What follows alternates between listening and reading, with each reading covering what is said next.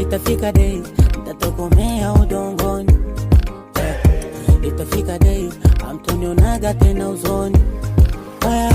Itafika day sitowagongea mlangoni. Itafika day nitawatoka akilini.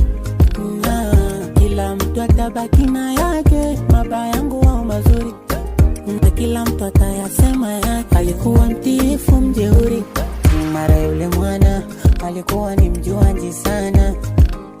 Mara yule mwana alikuwa ni mcheshi sana. Wengine watasema yao, dogo alikuwa na dharau. Vitaisha vikao, mwisho watanisahau. Itafika day nitakufa.